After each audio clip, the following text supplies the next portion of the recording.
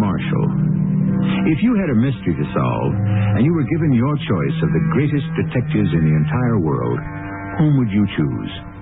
I took a little poll of my own, and most of the people I asked had no hesitation in naming Sherlock Holmes as the man they'd most like to help them. So, I must assume that it would come as a shock to hear of someone who didn't want the help of the world's greatest detective. Dr. Huxtable, when I learned that the purpose of your visit to London was to enlist the services of Mr. Sherlock Holmes, I was shocked. But Mr. Wilder, the police have failed. His Grace is by no means convinced that the police have failed. But I cannot understand why you object to using the services of Mr. Holmes. There's a great deal you can't understand, Dr. Huxtable. Suffice it to say that we neither need nor want the services of Sherlock Holmes.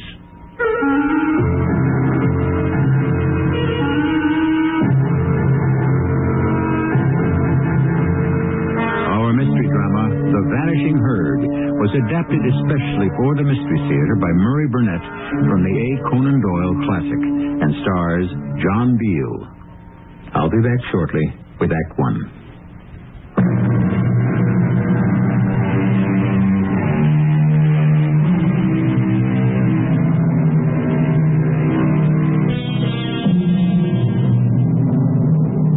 Unfortunately, the crime of kidnapping seems never to go out of fashion. Historically, it reaches as far back as the ancient Greeks and Romans. However, I didn't know until recently that Sherlock Holmes was once called upon to solve a sensational abduction. Holmes' good friend Watson called it the case of the Vanishing Herd.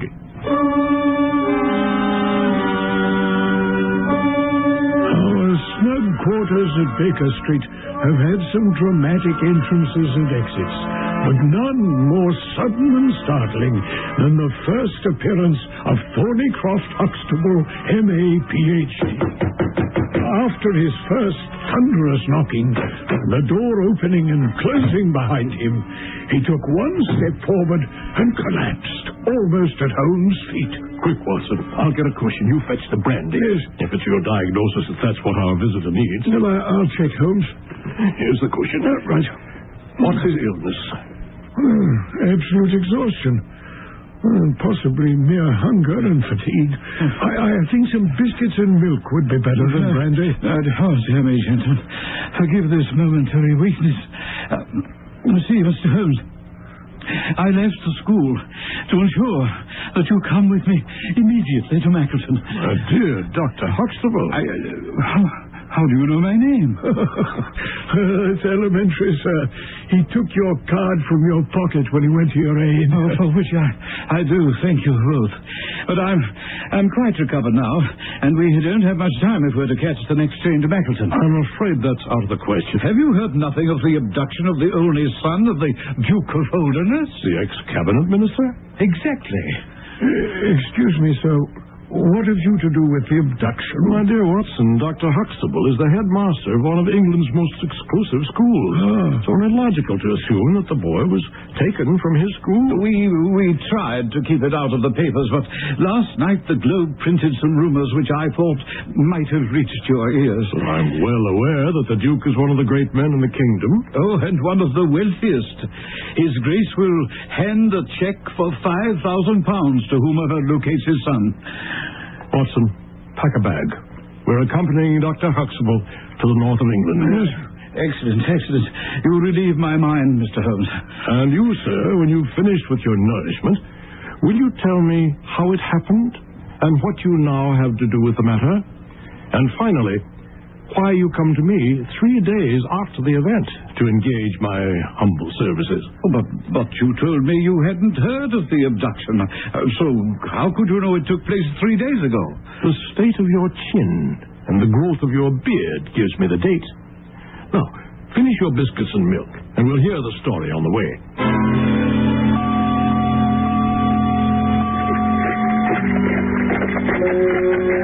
Well, now, Mr. Holmes, you seem to be familiar with my school. The Priory is the best and most selective preparatory school in England. But I felt that it had reached its zenith when the Duke of Holderness informed me that he wished to enroll his son and heir, Lord Saltmire. And when was this? 3 weeks ago. The boy was charming and soon adapted and was extremely happy. Which was not the case at his home, huh? Well, it is an open secret that the Duke's married life hasn't been as happy as one could hope. But the Duchess left Holderness Hall for the south of France about a month ago. The boy sided with his mother and was certainly discontented, which was the reason for the Duke sending him to my school. And he disappeared He was last seen Monday night. His absence was discovered on Tuesday morning. His bed had been slept in. He dressed himself fully before going out, and his room was in perfect order. There was no sign of any struggle. You've been very remiss in not coming to me sooner. However, it can't be helped. We can continue with this on the train.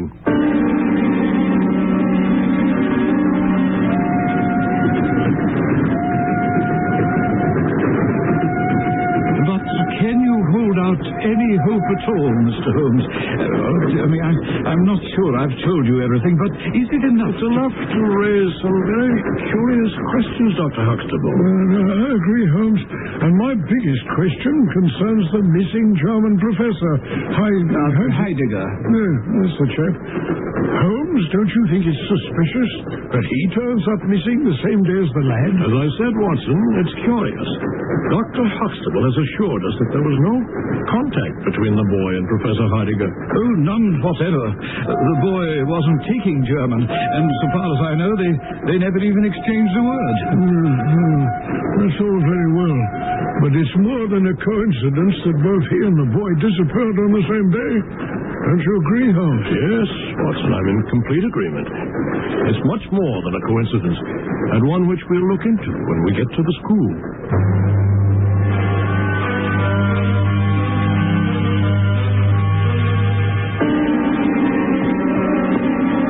Gentlemen, the Duke and his secretary, Mr. Wilder, are in my study here at the school, and I should like you to meet them. Of course. And follow me, please. Mr. Sherlock Holmes and Dr. Watson, His Grace the Duke of Holderness, and Mr. Wilder. I came this morning, Dr. Huxtable, too late to prevent your starting for London. Prevent me, Mr. Wilder, from starting? Precisely. When I learned that the object of your visit was to invite Mr. Sherlock Holmes to undertake this case, His Grace is surprised, Dr. Huxtable, that you should take this step without consulting him. Oh, surely, Mr. Wilder, my seeking out Sherlock Holmes. You're well aware of how His Grace feels about notoriety, and that Mr. Holmes' reputation is worldwide. Well, I agree with Mr. Wilder that you, Dr. Huxtable, would have done wisely to consult me. But since Mr. Holmes is already privy to what has occurred, it would be absurd not to avail ourselves of his services. Your Grace, at the moment I assume you have received no ransom note? No, sir. Excuse me for the reference, but it must be asked. Do you think the Duchess had anything to do with the matter? Why, I do not think so, no. One more question, Your Grace. I understand that you wrote to your son upon the day this incident occurred. No, I wrote the day before. Exactly. But he received it on that day. Aye, so I'm told. Was there anything in that letter which might have upset him or induced him to run away? Certainly not. Did you post that letter yourself? His Grace is not in the habit of posting letters himself. This letter was with the others on the study table, and I myself put them in the post bag. Thank you. How many letters did your Grace write that day? 20 or 30. I have a large correspondence, but surely that is somewhat irrelevant. Not entirely. For my own part, I have advised the police to turn their attention to the south of France. Now, I've already said that I do not believe the Duchess would encourage so monstrous an action, but the lad is strong-minded, and it is possible that, aided by the German, he may have fled to her. Now, Dr. Huxtable, I think we will return to the hall.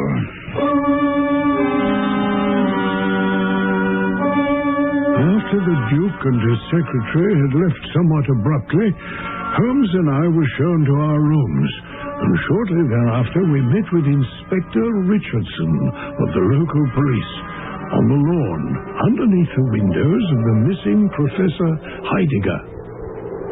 I've long been a great admirer of yours, Mr. Holmes. When I can, I try to fashion my methods after yours. Well, thank you, Inspector. I take that as a compliment.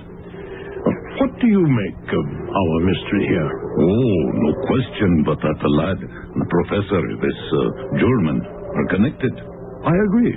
Oh, they went off together, I'm certain. I've been told that only the bicycle belonging to Professor Heidegger is missing. That's so. The boy had no bicycle. And it's quite certain that there's no other bicycle missing? Quite. I'm surprised that you haven't hit on the answer by now. The bicycle was a blind. They hid it somewhere and went off on foot. Excellent, my dear Inspector. But weren't there other bicycles in the shed where the professor kept his? Several. Wouldn't someone desiring you to believe that they'd ridden off have hidden two bicycles rather than one? Oh, I suppose he would. But Holmes, you agreed with the inspector that the two were connected. And so they were, Watson, so they were. Oh, but how, Mr. Holmes, how? Well, it's only a theory, Inspector. You shall have to wait until I can prove it. But I'll give you a clue. The lad, young Lord Saltmeyer, went off fully dressed, correct? Correct. Let me call to your attention, Inspector, that the professor's rooms face the same way as the missing boys, and the professor went away only partly dressed, since your investigation showed that he'd left his shirt and socks on the floor. But, Mr. Holmes, what is that supposed to prove? I suggest you check out Professor Heidegger's eyesight. Holmes spent most of the evening poring over a large ordnance map of the neighborhood. This case grows upon me, Watson. Come over here like a good chap and look at this map. Now, here's the school. Now, you see this line? It's the only road past the school. Sure. It runs east and west. Very clear, Holmes. Now, we can take it further, my good fellow. By a happy chance, I have proven that no one passed along that road after midnight on Monday night. We have the word of a constable and an innkeeper. But can you be sure of this, Holmes? Definitely.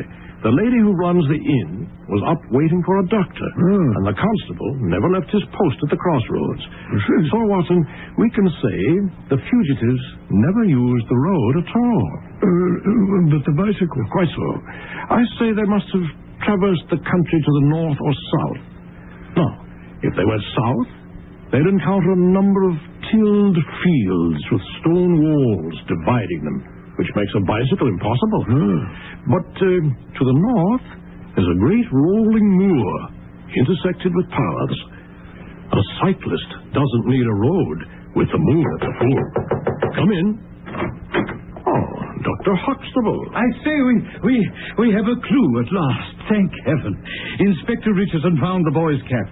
Where? In the van of some gypsies who camped on the moor. They left on Tuesday. Richardson has the police on their trail. Today they found them and the cap in the caravan.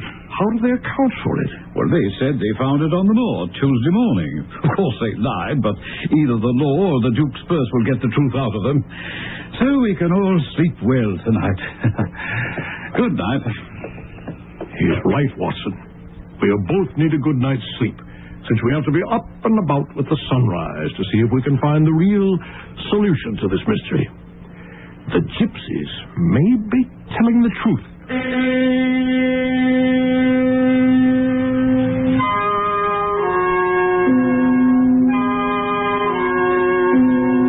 From time immemorial, gypsies have had a bad name. I tried to do some research to discover whether or not it's deserved, but it's difficult to find any definite statistics, since the gypsy people are such fierce individualists. I think we'd best leave the answer to Sherlock Holmes and his encyclopedic knowledge when we return to Act 2 shortly.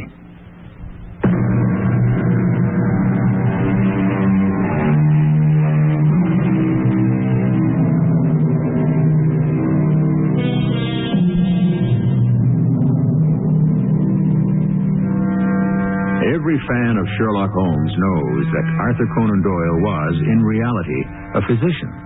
They also know that he started out as a practicing doctor and only turned to writing to augment his income. However, I don't think I've ever heard any of the thousands of Holmes fans ever question why Doyle made Watson such a naive bumbler and also a physician. Was this really his opinion of the medical profession? I find this a fascinating question, which ought to be investigated by some fan of the Holmes saga.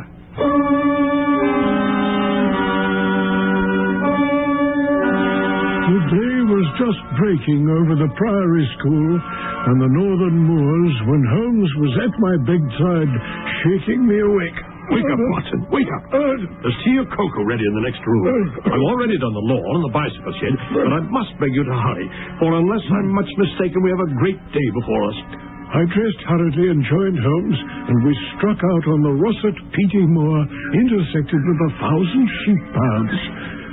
I say, Holmes, isn't it late for us to expect to find any traces of their passage, since so much time has elapsed? Ordinarily, you would be right, Watson, but the map showed a watercourse across the moor.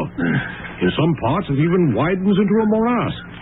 At that part, I expect to find some evidence to support my theory. Do you think the German professor was in league with the gypsies? Well, you may recall, Watson, that I asked you to think about the eyesight of this Professor Heidegger. What has that to do with anything? My dear chap, just look at the facts. The professor's window faces the same way as the Duke's sun. The professor was known as a night owl.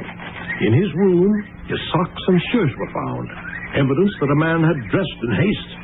Now, Watson, I submit that Professor Heidegger was looking out his window on Monday night and saw the lad climb down the vine and slip away into the night. The good man immediately dressed hastily, threw on anything that came to hand, climbed down the ivy outside his window, got his bicycle, and rode after the lad to bring him back. By Jove, Holmes, that's amazing. Sheep. Nothing but sheep seems to have been here. Wait. Here are some tracks that aren't sheep. Not sheep, Watson, but not the marks we seek. These are cow tracks. See, we're not going to find anything. We're temporarily checked, I'll grant you. But there's another morass down yonder, and a narrow neck between... Hello? What have we here? You've hit it again, Holmes. We have it. Those are the tracks of a bicycle. A bicycle, certainly, but not the bicycle. I'm familiar with 42 different impressions left by tires.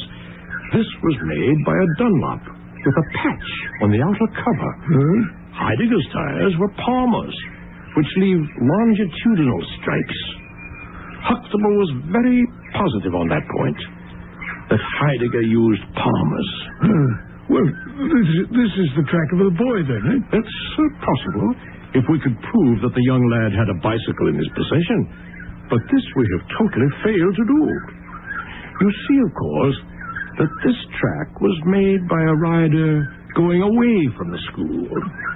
And we shall follow it backwards before we go any farther. We lose the tracks when we come out on the hard ground. Holmes, I see the suggestion of a spring over there. Excellent, Watson. Let's see if we can pick up that track again over where the ground is damp.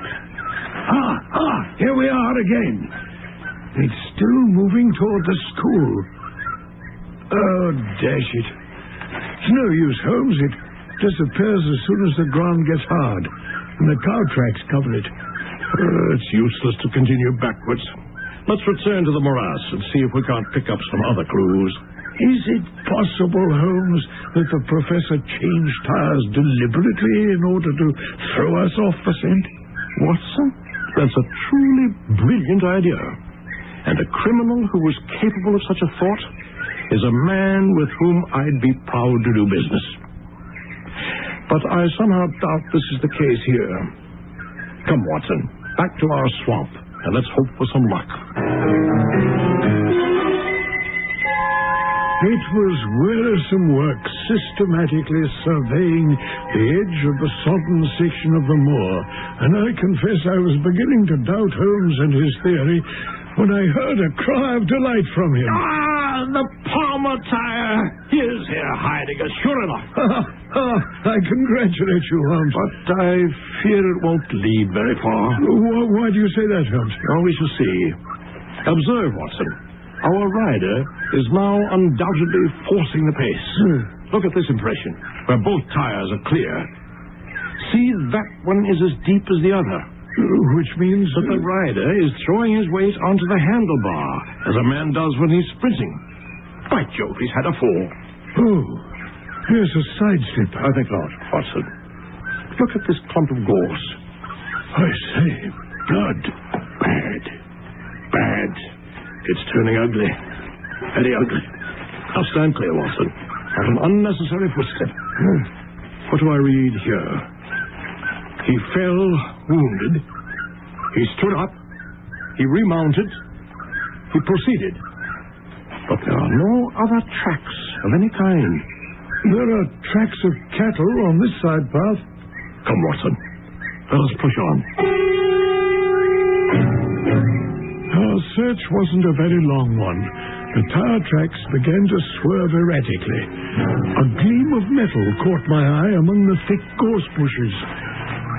Out of them we dragged a bicycle, Palmer-tired, one pedal bent, and the whole front of it horribly smeared with blood. I think we have our unfortunate professor, Watson. Right here. Give me a hand and tell me the cause of death. Yes. Well, I'm sure you didn't need me, Holmes, to tell you that the man died from a frightful blow on the head. He must have been an extraordinarily strong and courageous man to go on after receiving such an injury. Watson, we've progressed this morning. We've picked up several clues. But before we can proceed, we must separate the essential from the accidental. I'll be blessed if I know which is which. You do know. Now, let's go to the beginning. The lad was completely dressed. What do you deduce from that? Well, that he planned to leave and went off on his own free will. Capital, Watson. And now to our unfortunate German teacher. How did he leave? In haste. He saw something from his window, or, by Jove, he must have seen the lad leaving. He went after him to try to bring him back. Exactly. But now we come to a critical part of my deductions. What's the natural way for a man to pursue a small boy? Well, to run after him, of course. Of course. But the German turns to his bicycle. Why, Watson? I simply have no idea. Because he saw that the boy had some swift means of escape. The other bicycle. The one with the patched Dunlop tire. Perhaps. It's most certainly a possibility, but let's continue. Our courageous German teacher meets his death 5 miles from the school. He's killed by a savage blow to the head, delivered by a vigorous arm. So, our young Lord Saltmeyer must have had a companion in his flight. My thought exactly. Yet, when we survey the ground around the scene of the tragedy, what do we find? A few cattle tracks, nothing more. So, another cyclist could have had nothing to do with the actual murder. Nor, indeed, can we find any human footmarks. Holmes, this is impossible. A wise remark. As I stated, it is impossible. Therefore, I must have gone wrong somewhere. Can you suggest any fallacy? The gypsies. Don't forget the gypsies. Are you suggesting that they have supernatural powers? They can use a caravan that doesn't leave tracks, and also their tribe leaves no footprints? Leave me at my wit's end. Not to worry, Watson. We've solved worse problems. We still have material. It's up to us to use it. Now, we've exhausted the Palmer, but let's see what the Dunlop with the patched cover has to offer us.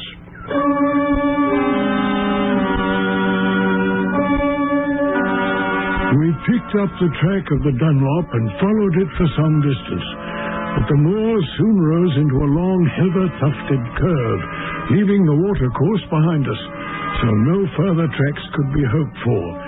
We last saw the tracks, which could have gone on to Holderness Hall, the stately towers of which rose just some miles to our left, or to a low grey village which lay in front of us. Well, Watson, shall we toss a coin? Head to the left and tails to the right. I don't know about you, Holmes, but I could do with some refreshment. Tramping about in the moors gives a chap an appetite, you know. Let's head for the village then, Watson. There must be an inn. As we approached a somewhat squalid inn with the sign of a gamecock above the door, Holmes suddenly grasped my shoulder and groaned with pain. Oh, Watson. Yeah, my ankle. All right. Hop over to the landlord sitting in the doorway. Just help me. There. Thank you, Watson. And how are you, Mr. Reuben Hayes? Who are you, and how did you get my name so fat? It's printed on the board above your head. So it is. You're a sharp one, ain't you? I can read, if you consider that sharp. I don't suppose you have such a thing as a carriage in your stables? No, I have not. I can hardly put my foot to the ground. So don't put it to the ground. This is really rather an awkward fix. I don't know how I'm going to continue. Neither do I. The matter's very important. I'd gladly offer you a sovereign for the use of a bicycle. A sovereign? Huh? Where do you want to go? To Holderness Hall. Parents of the Duke, I suppose. I know he'll be glad to see us. And how do you know that? Because we bring him news of his lost son. What? You're on his track, then? He's been heard of in Liverpool. They expect to get him any hour. I'll help you take the news to the Hall. Thank you. But first we'll have some food. Then you can bring the bicycle round. I told you, man, I haven't got one. I let you have 2 horses as far as the Hall. We'll talk about that after we've had something to eat.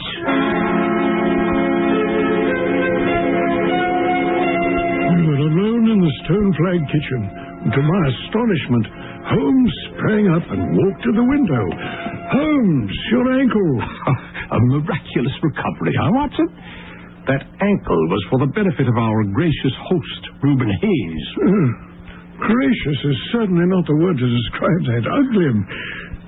What are you looking for? The answer. It's out there somewhere, I know. It's something I've seen and missed.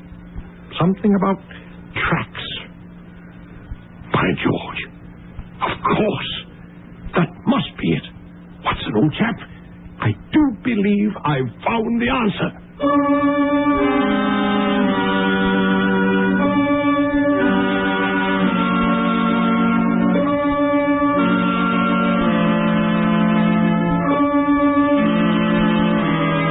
Conan Doyle also found the answers in real life. He did in the famous case of a man named Oscar Slater, tried and convicted for murder, until Doyle wrote a book showing that the evidence which had convicted him, a pawn ticket for a possession of the murdered woman, had been pawned before she was killed. Slater was released from prison. I'll be back with the solution to our mystery shortly.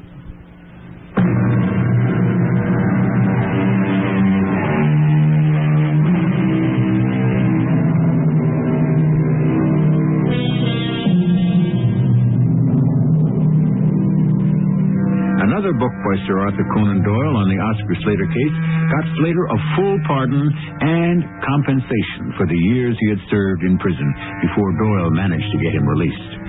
So when Doyle writes of Sherlock Holmes and his colleague Dr. Watson, he's not without qualifications on the logic of deduction. I stared at an excited Sherlock Holmes as he stood over me in the kitchen of that squalid hostelry in the north of England. Quickly, he rearranged the silverware on the table as he spoke, driving his point home. Watson, you remember seeing cow tracks today? Yes, Holmes, many times. Where? Everywhere. They were at the morass, on the path, and again where poor Heidegger met his death. Exactly. And now, Watson, how many cows did you see? Cows? Well, come to think of it, I don't remember seeing any. It's very strange that we should see so many tracks and never a cow on the whole moor. Watson, look at the way I've arranged the silverware and some of your breadcrumbs. Do they recall to you the way the tracks looked out there on the moor? Well, I really can't say. But I can. I can swear to it.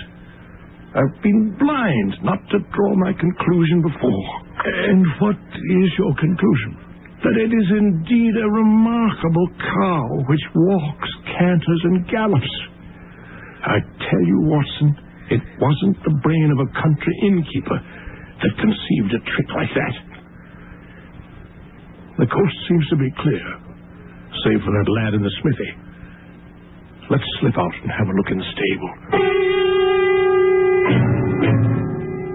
There were two rough-haired, unkempt horses in the tumble-down stable. Holmes raised the hind leg of one of them and laughed. Old shoes, Watson, but newly shod. Old shoes, but new nails. Mark that, Watson. This case deserves to be a classic. Let's go across to the smithy. You two infernal spies! What are you doing prowling around in my barn? Tell me that now, eh? Why, Mr. Reuben Hayes. One might think you were afraid of our finding something out. We've been having a look at your horses, but my ankle is so much better, I think I'll walk after all. It's not far, I believe. So on 2 miles to the hall gates. That's the road to the left.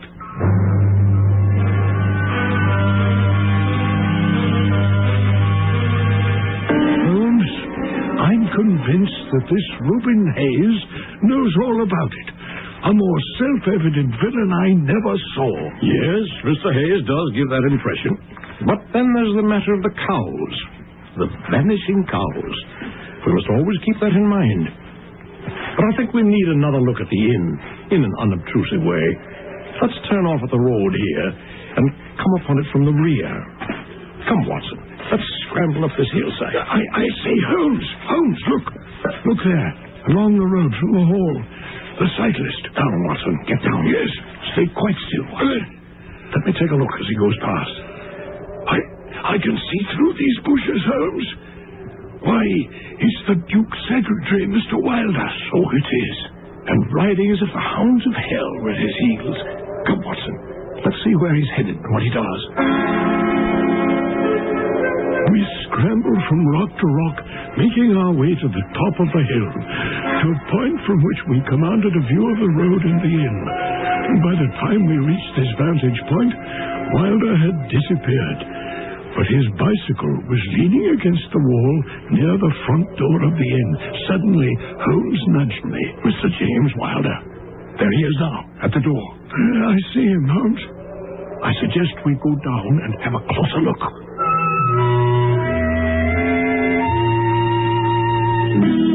Holmes, the bar is on the other side. Quite so.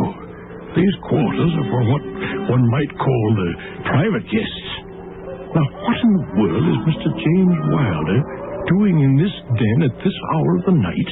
And who is the companion who comes to meet him? I cannot say. At least I'd like a look at the tires on Wilder's bicycle. Let's go quietly over there. Right. And now a match. Yes. There's our patch done up. Yes, Holmes. Someone has lit a lamp in the window above us. I must have a look through that window, Watson. I can bend my back and brace myself against the wall. You think you can scramble up on my shoulders? Easily, old chap. Come. my friend. We've done more than enough for one day. At 11 o'clock the next morning, Holmes and I were ushered through the magnificent Elizabethan doorway of Holderness Hall and into his Grace's study. And there stood Mr. Wilder, courteous and courtly, with some traces of the wild terror of the night before still lurking in his eyes. I know you've come to see His Grace, but I'm afraid I have disappointing news for you. His Grace is far from well. He has my sympathy, but I must see the Duke. I believe he's in bed. I will see him there. But you refuse? Mr. Wilder, I told you I must see the Duke. I intend to see him. I will wait here if you ask me, but I will see the Duke. Oh, very well, Mr. Holmes. I'll tell him you're here and insist on seeing him.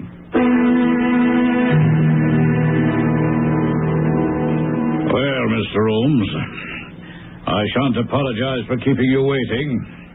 I understand you demanded to see me. What is it? I think, Your Grace, that I could speak more freely in Mr. Wilder's absence. The fact is that Mr. Wilder is my confidential... Your Grace... If Your Grace wishes, I can leave. Yes, perhaps you'd better go. Now, Mr. Holmes... my colleague, Dr. Watson, and I had an assurance from Dr. Huxtable that a reward had been offered in this case. I should like to have this confirmed from your own lips. Certainly, Mr. Holmes. If I was correctly informed, it amounted to £5,000 to anyone who will tell you where your son is.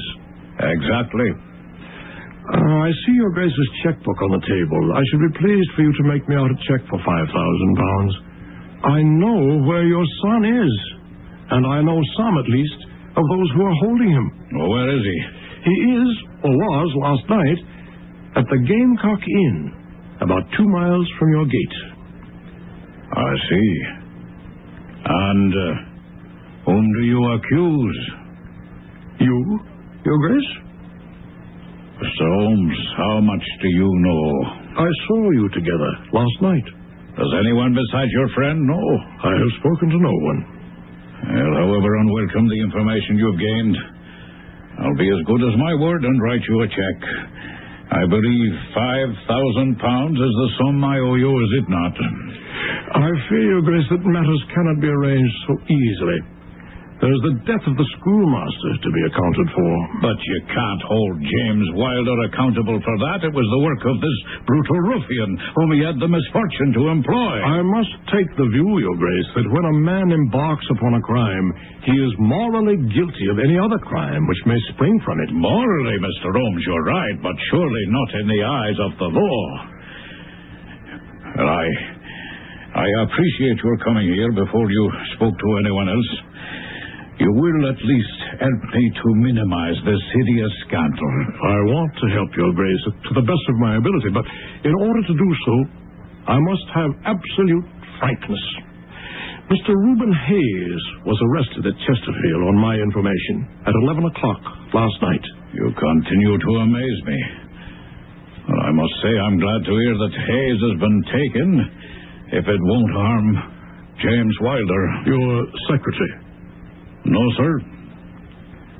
My other son. Now it's my turn to confess amazement, Your Grace. Well, I see the time has come to conceal nothing. Mr. Holmes, I have 2 sons. James Wilder, illegitimate, and my legitimate son and rightful heir, Arthur, Lord Saltmire. I should certainly not like to sit in judgment on you, Your Grace, but... Mr. Holmes, when I was a very young man, I loved a girl with such a love as comes once in a lifetime. She refused my offer of marriage because she was a commoner, and she felt that the difference in our station might harm my career. And where is she today? Dead, Mr. Holmes. And on her deathbed, I promised her one thing: to take care of our son, James Wilder. I have kept that promise. You seem proud of the fact, despite your knowing that he was responsible for the abduction of your legitimate heir. I only gained that knowledge last night after he'd heard of the murder. He confessed that he'd added a note in my last letter to Arthur, telling the lad that the Duchess wanted to see him, and that he, James, would arrange it if Arthur would meet him that night in the wood behind the school. And Arthur did, of course. But of course, it was then that James told my heir that all he had to do was steal out the next night, and a man with a carriage would meet him in the wood and take him to his mother. That's why Arthur dressed and went off with Reuben Hayes. It's just unfortunate that the German saw him. It's also unfortunate that you didn't realize how your illegitimate son felt about your heir. I cannot understand what James Wilder thought he stood to gain by this abduction. Was it to hurt you? I can't explain, Mr. Holmes. You see, James has always felt that it is in my power to break the entail. He also felt that as the eldest son, he should inherit my estate. I think he wanted to bargain with me. He'd give me back Arthur if I'd break the entail. He knew that I could never set the police on him, never. Well, surely your Grace knows that you've condoned a felony. I have placed myself completely in your hands, Mr. Holmes. Just help me, is all I ask. I think Watson and I can consider our little visit to the north a success. But there's one small point on which I'd like some light. This fellow Hayes had shod his horses with shoes that counterfeited the tracks of cows. Did he learn such an extraordinary device from Mr. Wilder? No, Mr. Holmes, step this way, please. Now, look at this case here in the corner. I see that these shoes were dug up in the moat of Holderness Hall. Those shoes belonged to some of the marauding barons of the old days, and they were designed to throw pursuers off the track. Oh, thank you, Your Grace. It's the second most interesting object I've seen in the north. And the first? Your Grace's check. I'm not a wealthy man.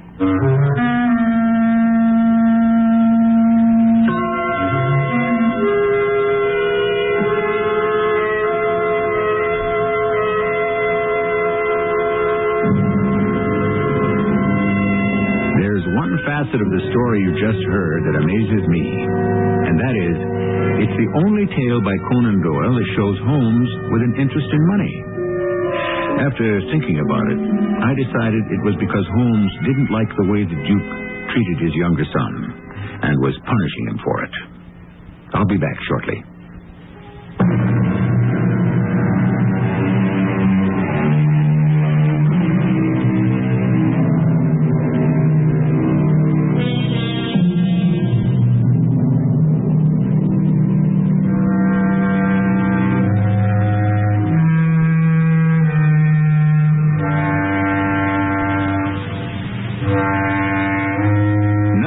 Did Sir Arthur Doyle prove his logical deductions in the field of real crime, but he also helped British intelligence. In World War I, he transmitted news to British POWs in Germany by sending what looked like ordinary books to them. However, he arranged to put needle pricks under various letters so as to spell out messages. But he started with the third chapter because he said the German censor would examine the earlier chapters more carefully. And he was right. Our cast included John Beal, Court Benson, Ian Martin, and Ray Owens. The entire production was under the direction of Hyman Brown. This is E.G. Marshall inviting you to return to our Mystery Theater for another adventure in the macabre. Until next time, pleasant dreams.